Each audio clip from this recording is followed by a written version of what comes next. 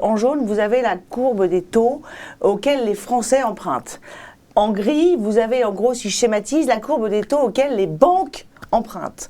Et donc, vous voyez que normalement, la courbe jaune est toujours au-dessus de la courbe grise, puisqu'en gros, elle signifie la marge des banques entre le moment où elles empruntent et elles prêtent. Et là, on voit bien que depuis mars-avril, en gros, c'est ça, on a la courbe grise qui est passée au-dessus de la courbe jaune. Donc ça veut dire concrètement que même avec des taux, les Français constatent des taux qui sont plus élevés, et bien les banques aujourd'hui, elles n'ont plus de marge. Donc on n'est pas dans une situation normale.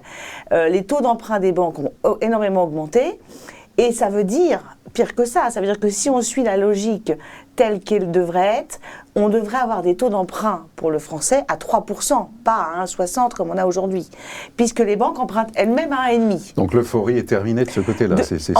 On est dans une situation, ouais. L'inflation est galopante, on ne peut pas rester dans cette situation-là, et effectivement l'augmentation des taux d'intérêt est un moyen de lutte contre l'inflation. Alors on va voir justement dans un slide suivant l'évolution, alors là les taux selon les profils et sur 7 ans, 10 ans, 15 ans, 20 ans et 25 ans. Commentaire.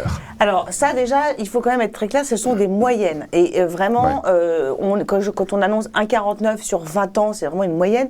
Il y a beaucoup de gens qui sont au-dessus de ça, qui on annonce aujourd'hui des taux à 1,65, 1,70 sur 20 ans, y compris avec des revenus assez élevés.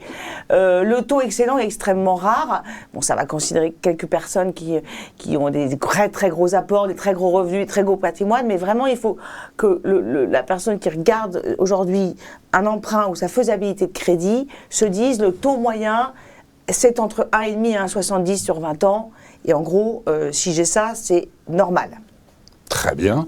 On va voir alors, y a-t-il des enseignements là-dessus? Est-ce que les banques ont durci les conditions d'octroi des prêts depuis le début de l'année? Est-ce que vous le constatez? Quels sont les conseils dans le domaine? Alors les banques, effectivement, vous avez un effet mathématique. C'est-à-dire que quand il y a 3-4 mois, on a dit à des emprunteurs, vous pouvez emprunter en gros 200 000 euros parce que le taux est à 1,20.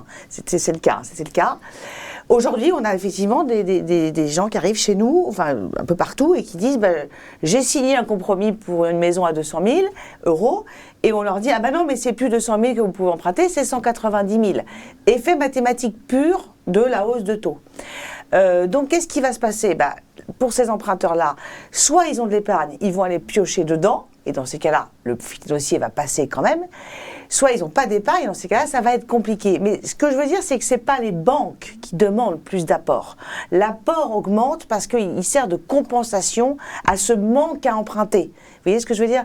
Ce n'est pas les banques qui disent il faut déjà, bon, évidemment, toujours les frais annexes, les 10%, et puis moi je voudrais 10%, 20% en plus. Non, ce n'est pas ça qui se passe. C'est que comme les taux ont monté, les projets sont plus difficiles sans épargne et sans apport.